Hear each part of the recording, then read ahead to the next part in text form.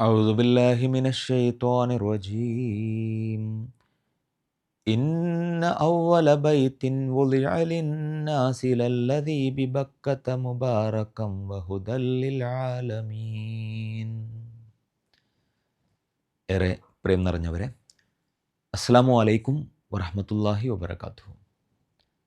നമ്മൾ നോമ്പ്, നമസ്കാരം, നോമ്പ്, സക്കാത്ത് ഇതിനെക്കുറിച്ചൊക്കെ പരാമർശിച്ചു. ഇന്ന് നമ്മൾ ഹജ്ജിനെ കുറിച്ചുള്ള സംസാരം തുടങ്ങുകയാണ്. 2-3 എപ്പിസോഡുകളായിട്ട് ഹജ്ജിനെക്കുറിച്ച് സംസാരിക്കാനാണ് ഉദ്ദേശിക്കുന്നത്. അപ്പോൾ ഹജ്ജിൽ ഏറ്റവും പ്രധാനപ്പെട്ട ഒരു കാര്യം നമുക്കറിയാം, അതിൻ്റെ ഒരു കേന്ദ്രം എന്ന് പറയുന്നത് കഅബയാണ്. അപ്പോൾ കഅബ എന്നതിനെക്കുറിച്ചുള്ള ഒരു എപ്പിസോഡാണ് ഈ ഒരു സംസാരത്തിൽ നമ്മൾ ഉദ്ദേശിക്കുന്നത്. കഅബയെക്കുറിച്ചും അതിൻ്റെ ഒരു ചരിത്രവും. കഅബ നമുക്കൊക്കെ അറിയാം, നമ്മൾ ഓരോ ദിവസവും നമസ്കാരത്തിനായി തിരിഞ്ഞു നിൽക്കുന്ന നമ്മളുടെ കിബിലയാണ് കഅബ എന്ന് പറയുന്നത്. കഅബ എന്ന് പറയുന്ന വാക്കിനർത്ഥം ഉയർന്നു നിൽക്കുന്നത്, 4 മൂലകളുള്ളത് എന്നൊക്കെയുള്ള അർത്ഥങ്ങളുണ്ട്. അപ്പോൾ ഭൂമിയിൽ നിന്ന് ഉയർന്നു നിൽക്കുന്ന സമചതുരാകൃതിയിലുള്ള ഒരു നിർമ്മിതിയാണ് കഅബ എന്ന് പറയുന്നത്. അപ്പോൾ ഇതാണ് അതിൻ്റെ വാക്കർത്ഥം. ആ കഅബ എന്ന് പറയുന്ന വാക്കിൻ്റെ അർത്ഥം അതാണ്. ഈ കഅബ നമുക്കറിയാം മക്കയിലാണ് സ്ഥിതി ചെയ്യുന്നത്. കഅബ എപ്പോഴാണ് നിർമ്മിക്കപ്പെട്ടത് എന്നതിനെക്കുറിച്ച്, അതിൻ്റെ ചരിത്രത്തെക്കുറിച്ച് പല അഭിപ്രായങ്ങളുണ്ട്. കാരണം വിശുദ്ധ ഖുർആനിൽ പറയുന്നത് ഇന്ന അവ്വല ബൈത്തിൻ വുദിഅ ലിന്നാസ് ലല്ലദീ ബിബക്കത്ത മുബാറക, ഭൂമിയിൽ ആദ്യമായി നിർമ്മിക്കപ്പെട്ട ഭവനം കഅബയാണെന്നാണ്. അപ്പോൾ അതിനർത്ഥം അള്ളാഹുവിനെ ആരാധിക്കാനായിട്ട് ആദ്യമായിട്ട് നിർമ്മിക്കപ്പെടുന്നത് കഅബയാണ്. അപ്പോൾ സ്വാഭാവികമായിട്ടും ഈ ആരാധനകളും അനുഷ്ഠാനങ്ങളൊക്കെ നിലനിന്ന കാലം മുതൽ അതുണ്ടാവും. അപ്പോൾ ചിലരുടെ അഭിപ്രായത്തിൽ അത് ഇബ്രാഹിം നബിയും ഇസ്മായിൽ നബിയും ഉണ്ടാക്കിയതാണ്. കാരണം ഖുർആനിൽ ഇബ്രാഹിം നബി ഇസ്മായിൽ നബിയും കഅബ കെട്ടിപ്പൊക്കുന്നതിനെക്കുറിച്ച് സൂറത്തുൽ ബഖറയിൽ പറയുന്നുണ്ടല്ലോ.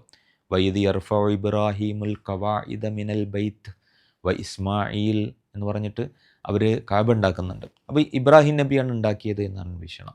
പക്ഷെ മറ്റൊരു വീക്ഷണം എന്ന് പറഞ്ഞാൽ, കാരണം ഒന്നാമതായി ഉണ്ടാക്കിയ ഭവനാണല്ലോ. അപ്പോൾ ഇബ്രാഹിം നബിക്ക് മുമ്പും അമ്പിയാക്കളുണ്ട്, വിശ്വാസികളുണ്ട്.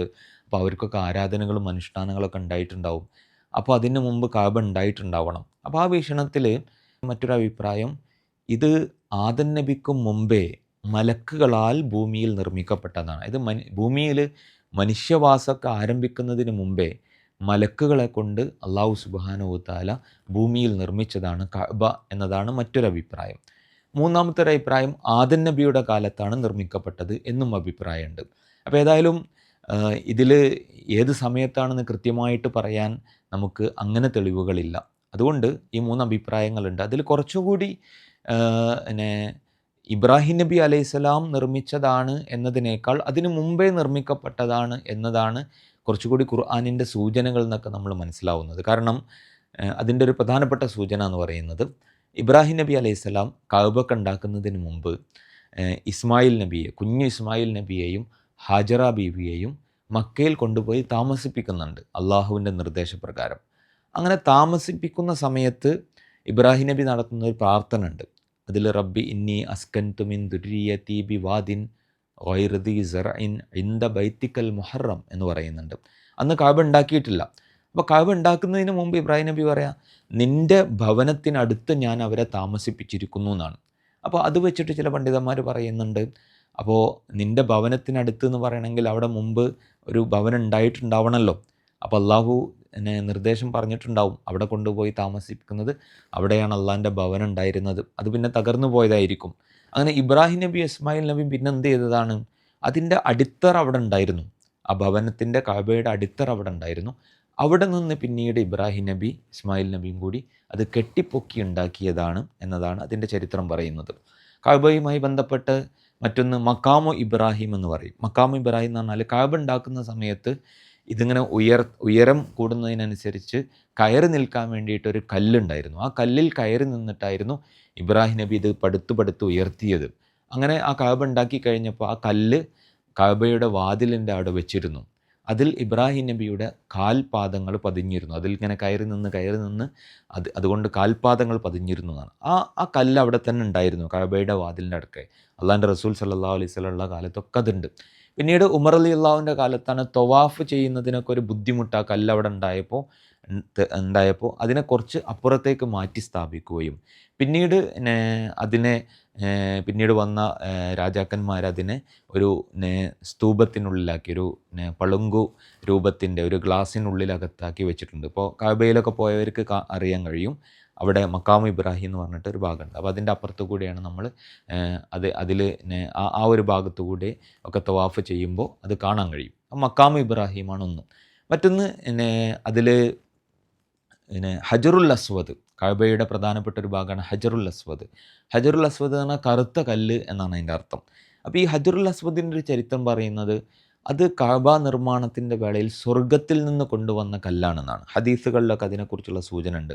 സ്വർഗത്തിൽ നിന്ന് കൊണ്ടുവന്ന കല്ലാണത്. അതുകൊണ്ട് അത് സവിശേഷ പ്രാധാന്യം അർഹിക്കുന്നുണ്ട്. അപ്പോൾ ഹജറുൽ അസ്വദ് പ്രത്യേകമായ കഅബയുടെ ഒരു മൂലയിൽ സ്ഥാപിച്ചിട്ടുണ്ട്. അത് പിന്നീട് പല കാലങ്ങളിലും അത് പൊട്ടിപ്പോവുകയും മറ്റൊക്കെ സംഭവിച്ചിട്ടുണ്ട്. അതിന് കഅബ പൊളിയുകയും തകർക്കപ്പെടുകയും ഒക്കെ ചെയ്യുന്ന സമയത്തൊക്കെ അത് പൊട്ടി ഇപ്പോൾ ഏതാനും കഷ്ണങ്ങളാണ്, ആ കഷ്ണങ്ങൾ ഇങ്ങനെ ഒട്ടിച്ച് വെച്ചിട്ടാണ് അവിടെ ഉണ്ടാവുക. അപ്പോൾ ആ ഹജറുൽ അസ്വദിൽ തൊടുക, അതിൽ മുത്തുക എന്നൊക്കെ പറയുന്നത് റസൂലുള്ളാഹി സ്വല്ലല്ലാഹു അലൈഹി വസല്ലം ചെയ്ത ഒരു കാര്യമായിരുന്നു. സുന്നത്തായ കാര്യമായിട്ട് അതിനെ കണക്കാക്കുന്ന ഒരു വിഷയം കൂടിയാണ് ഹജറുൽ അസ്വദ് തൊടുക, മുത്തുക എന്ന് പറയുന്നത്. അപ്പോൾ ഹജറുൽ അസ്വദാണ് കഅബയുമായി ബന്ധപ്പെട്ട മറ്റൊരു പ്രധാനപ്പെട്ട കാര്യം. പിന്നെ അതിൻ്റെ ചരിത്രത്തിൽ ഏറ്റവും പ്രധാനപ്പെട്ട ഒരു വിഷയം നമുക്കറിയാം, നമ്മളൊക്കെ പഠിച്ചിട്ടുണ്ടാവും. അബ്രഹത്തിൻ്റെ കാലത്തുണ്ടായ കഅബ പൊളിക്കാൻ വന്ന സംഭവം. യമനിലെ രാജാവായിരുന്നു അബ്രഹത്ത്. അപ്പോൾ മക്കയിൽ ഈ കഅബ ഉണ്ടായതുകൊണ്ട് മക്കൾക്ക് ഒരുപാട് ഗുണങ്ങളുണ്ടായിരുന്നു. കാരണം കഅബ ഒരുപാട് ആളുകളുടെ തീർത്ഥാടന കേന്ദ്രമായിരുന്നു. അതുകൊണ്ട് തന്നെ മക്കയിലുള്ള ആളുകളാണ് കഅബയുടെ സംരക്ഷകർ. അതുകൊണ്ട് മക്കക്കാർ എവിടെ പോയാലും അവർക്ക് ആദരവുണ്ടാവും, ബഹുമാനം ഉണ്ടാവും. ഒരാരും ആക്രമിക്കൂല. കാരണം എന്താ? കഅബയുടെ സംരക്ഷകരാണ്. ഈ കഅബയ്ക്കാണ് അവർക്ക് പിന്നെ വരാനുള്ളത്. അതുകൊണ്ട് മക്കക്കാരെ ആരെങ്കിലും എവിടുന്നെങ്കിലും ആക്രമിച്ചാൽ കഅബയുടെ അടുത്ത് വരുമ്പോൾ അവർ പിടികൂടും. അതുകൊണ്ടൊരു സംരക്ഷണം, സുരക്ഷിതത്വം, സാമ്പത്തിക വളർച്ച, കാരണം ഒരുപാട് ആളുകൾ അവിടെ വരുന്നു, കച്ചവടങ്ങൾ നടക്കുന്നു. അപ്പോൾ സാമ്പത്തിക വളർച്ച ഒക്കെ ഉണ്ടായത് ഈ കഅബ കൊണ്ടാണ്. ഇതിൽ അസൂയ പൂണ്ടിട്ട് അബ്രഹത്ത് ഈ പറയുന്ന തീർത്ഥാടനം അദ്ദേഹത്തിൻ്റെ നാട്ടിലേക്ക് മാറ്റാൻ വേണ്ടിയിട്ട് അവിടെ വലിയ ഒരു ആരാധനാലയം ഉണ്ടാക്കുകയാണ്. ചരിത്രം നമുക്കറിയാം. പക്ഷെ അവിടേക്ക് ആരും വന്നില്ല. അങ്ങനെ കഅബ പൊളിക്കാൻ തീരുമാനിച്ചു. വലിയ ആനപ്പടയുമായിട്ട് വന്നു. പക്ഷേ അല്ലാഹു സുബ്ഹാനഹു തആല ഇടപെട്ടു. ആ ആനപ്പട മുഴുവനായി നശിപ്പിക്കപ്പെട്ടു. ചരിത്രമൊക്കെ നിങ്ങൾ സൂറത്തുൽ ഫീൽ പഠിച്ചപ്പോൾ അതിൻ്റെ ചരിത്രം പഠിച്ചിട്ടുണ്ടാവും. അതുകൊണ്ട് ഞാൻ ആവർത്തിക്കുന്നില്ല. അപ്പോൾ അത് കഅബയുമായി ബന്ധപ്പെട്ട മറ്റൊരു ചരിത്രമാണ്. ആ സംഭവം നടക്കുന്ന സമയത്ത് ആ ഒരു വർഷമാണ് റസൂലുള്ളാഹി സ്വല്ലല്ലാഹു അലൈഹി വസല്ലം ജനിക്കുന്നത്. ആനക്കലഹം നടന്ന വർഷം എന്ന് പറയാറുണ്ട്. പിന്നെ കഅബയുടെ ചരിത്രം വരുന്നത് റസൂൽ സ്വല്ലല്ലാഹു അലൈഹി വസല്ലമക്ക് 35 വയസ്സുണ്ടാകുമ്പോഴാണ്. നുബുവത്തിൻ്റെ 5 വർഷം മുമ്പ് മക്കയിലൊരു വെള്ളപ്പൊക്കമൊക്കെ ഉണ്ടായിട്ട് കഅബ തകർന്നുപോയി. അങ്ങനെ തകർന്നു പോയ കഅബ പുനർനിർമ്മിക്കാൻ തീരുമാനിച്ചു. അങ്ങനെ തീരുമാനിച്ചിട്ട് ആ നിർമ്മാണ പ്രവർത്തനത്തിൽ റസൂൽ സല്ലല്ലാഹു അലൈഹി വസല്ലമൊക്കെ പങ്കെടുക്കുന്നുണ്ട്. കല്ലുകളൊക്കെ ഏറ്റി വരുന്നുണ്ട്. ആ സംഭവമൊക്കെ നമുക്കറിയാം. അങ്ങനെ അവർ തീരുമാനിച്ചത് ഹലാലായ നല്ല സമ്പത്ത്, അനുവദനീയമായ നല്ല സമ്പത്ത് കൊണ്ട് മാത്രം കഅബ ഉണ്ടാക്കുക എന്ന് തീരുമാനിച്ചു. അങ്ങനെ കാരണം മറ്റുള്ളവരെ തട്ടിപ്പറിച്ചത്, പറ്റിച്ചെടുത്തത്, അങ്ങനെയുള്ള സമ്പത്തൊന്നും അതിന് പരിഗണിക്കില്ല. നല്ല മാർഗത്തിൽ സമ്പാദിച്ചത് മാത്രം എടുക്കുക. അങ്ങനെ അതിനു വേണ്ടിയിട്ട് പിരിവ് നടത്തി. അതിന് കിട്ടിയ സമ്പത്ത് പക്ഷേ കഅബ മുഴുവനായിട്ടും ഉണ്ടാക്കാൻ പറ്റിയില്ല. ഒരു ഭാഗം ഒഴിച്ചിടേണ്ടി വന്നു. ഇന്നും ആ രൂപത്തിലാണ് കഅബ ഉള്ളത്. ഇബ്രാഹിം നബി ഉണ്ടാക്കിയ രൂപത്തിലല്ല. അതിൻ്റെ ഒരു ഭാഗം നിർമ്മിക്കാൻ കഴിയാത്തത് കൊണ്ട് അവിടെ ഒരു ആർച്ച് രൂപത്തിൽ ഇങ്ങനെ കെട്ടിയുണ്ടാക്കിയത് നമുക്ക് കാണാൻ കഴിയും. അതിൻ്റെ അപ്പുറത്തുകൂടെയാണ് തവാഫ് ചെയ്യുക. കാരണം ആ ആർച്ചിൻ്റെ അകം കഅബയുടെ അകമാണ്. അങ്ങനെയാണ് റസൂലിൻ്റെ കാലത്ത് റസൂല് നുബുവത്ത് കിട്ടുന്നതിന് മുമ്പ് അങ്ങനെയാണ് ഉണ്ടാക്കിയത്.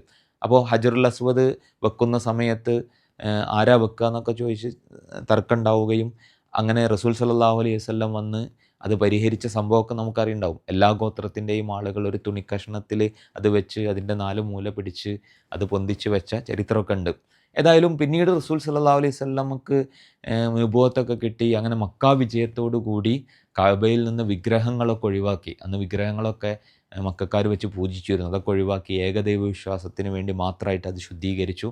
റസൂലിന് ആഗ്രഹം ഉണ്ടായിരുന്നു ഇബ്രാഹിം നബിയുടെ മാതൃകയിൽ അതിനെ പൂർണ്ണമായിട്ട് ഉണ്ടാക്കണമെന്ന്. പക്ഷേ കഅബ ഒരു വൈകാരിക വിഷയമാണ്. അവിടുത്തെ ആളുകൾ അപ്പോൾ ഇസ്ലാമിലേക്ക് വന്ന കുറേ ആളുകളുണ്ടായിരുന്നു. അപ്പോൾ കഅബ പൊളിച്ചാൽ ആളുകൾ വിചാരിക്കും നമ്മൾ ഇതുവരെ കൊണ്ട് നടന്ന പാരമ്പര്യത്തെ മുഴുവൻ ഇതാ പൊളിക്കുന്നു, കഅബയൊക്കെ പൊളിക്കുന്നു എന്നൊക്കെ രീതി വരും. അതുകൊണ്ട് റസൂല് അപ്പോൾ പൊളിച്ചില്ല, അതിനതേപോലെ നിലനിർത്തി. പിന്നീട് അബ്ദുല്ലാഹി ഇബ്നു സുബൈർ റളിയല്ലാഹു അൻഹുവിന് മക്കയുടെ അധികാരം കിട്ടിയ സമയത്ത് അദ്ദേഹം അതിനെ പൂർണ്ണ രൂപത്തിൽ ഉണ്ടാക്കുന്നുണ്ട്. ഇബ്രാഹിം നബി ഉണ്ടാക്കിയ അതേ മാതൃകയിൽ പൂർണ്ണമായിട്ടും അതിനുണ്ടാക്കുന്നുണ്ട്. പക്ഷെ പിന്നീട് അത് ഹജ്ജാജ് ഇബ്നു യൂസുഫിൻ്റെ കാലത്ത് അത് പൊളിച്ചിട്ട് വീണ്ടും ഈ പറയുന്ന രൂപത്തിലൊരു ഭാഗം ഒഴിച്ചിടുന്ന രൂപത്തിലേക്ക് അത് മാറ്റുകയൊക്കെ ചെയ്തു. ഇന്നും ആ രൂപത്തിലാണ് കഅബ ഉള്ളത്. അപ്പോൾ കഅബക്ക് ഇങ്ങനെ വലിയ ഒരു ചരിത്രവും ഹിസ്റ്ററിയൊക്കെ ഉണ്ട്. അപ്പോൾ ഹജ്ജിനെ കുറിച്ച് പറയുന്നതിന് മുമ്പ് കഅബയുടെ ഒരു ചരിത്രം നമ്മൾ ഗൂഗിളൊക്കെ ചെയ്താൽ അതിൻ്റെ ഒരു ഹിസ്റ്ററി ഒക്കെ കിട്ടും. അതൊക്കെ നിങ്ങൾ വായിക്കുക, അതിനെക്കുറിച്ചൊക്കെ മനസ്സിലാക്കുക. അല്ലാഹു സുബ്ഹാനഹു വ തആല നമ്മളെയൊക്കെയും അനുഗ്രഹിക്കുമാറാകട്ടെ. ആ കഅബയുടെ അടുത്തേക്ക് പോകാനുള്ള ഭാഗ്യം നമുക്കെല്ലാവർക്കും നൽകി അനുഗ്രഹിക്കട്ടെ. അസ്സലാമു അലൈക്കും വറഹ്മത്തുള്ളാഹി വബറകാതുഹു.